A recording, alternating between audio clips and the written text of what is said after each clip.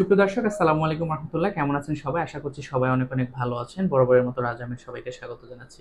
তো আজকে অপারেশনের মোটামুটি 24 ঘন্টা পরের এক ছোট ভাইয়ের কিছু কথা আপনাদেরকে শোনাবো। অর্থাৎ অপারেশনের 24 ঘন্টা পরে এই ভাই কি কি প্রবলেম ফেস করছেন উনি কিন্তু ছোট একটা ভিডিওর মাধ্যমে বলেছেন। তো চলুন আগে ওনার কথাটা শুনে আসি, তারপর আমি বলতেছি। আসসালামু আলাইকুম ভাই, একটা বিষয় জানানোর জন্য ভিডিও করলাম। সেটা হচ্ছে এই যে সিরিঞ্জে আসলে এখন আর লিকুইড আসতেছে না, কিন্তু এইখানে চাপ দিলে মনে হচ্ছে যে ভিতরে লিকুইড আছে। এখন এইটা কি চলে যাবে নাকি যে এইখানে যে ব্যান্ডেজ করা হয়েছে এইটার কারণে ওই যেতে পারছে না, সাইড করে বাঁধা হয়েছে, যার কারণে এইখান থেকে নিচে নামতে পারতেছে না, এরকম কিছু? এটা কি কোনো প্রবলেম একটু জানান আমাকে।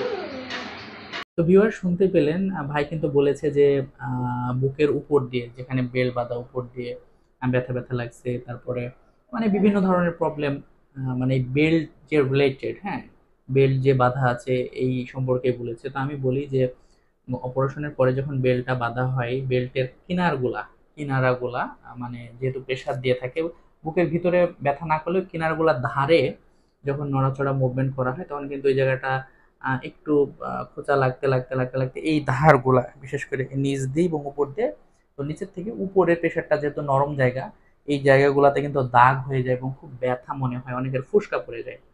তো এইগুলা অ্যাভয়েড করা যায় না।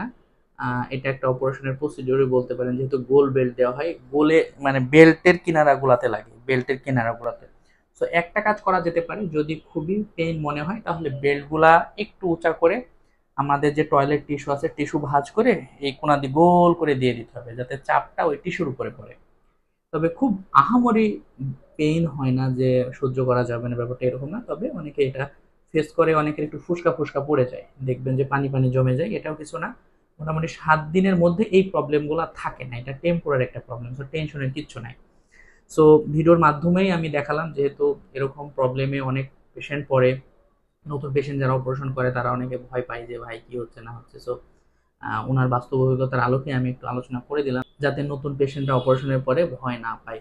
তো ভিউয়ার্স, এই ছিল আজকের আলোচনা। তারপরেও যদি আপনাদের বুঝতে কোনো অসুবিধা হয়, স্ক্রিনে যে নাম্বারটি দেওয়া আছে সেই নাম্বারে যোগাযোগ করলে আমি ফ্রি টাইমে ক্লিয়ার করে দেবো। সবাই ভালো থাকবেন। আল্লাহ হাফেজ। দেখেন, যেগুলা চাচ্ছিলাম আমরা একদম কোমর পর্যন্ত বেল্টের উপকারিতা সম্পর্কে আমি আগে বলেছি যে যে কোনো জায়গায় যদি যেতে চান, বন্ধু বান্ধবীর সাথে বেড়াতে চান, যে কোনো পিকনিক স্পটে যেতে চান, তারা কিন্তু নিঃসন্দেহে এই বেল্টটা পরে আপনারা যেতে পারবেন। আর যেহেতু ফুল বডি বেল্ট হয়ে গেল এবং এটা পরলে কিন্তু সেন্টু গেঞ্জির মতনই মনে হবে, হ্যাঁ একদম সেন্টু গেঞ্জি, কেউ বুঝতে পারবে না।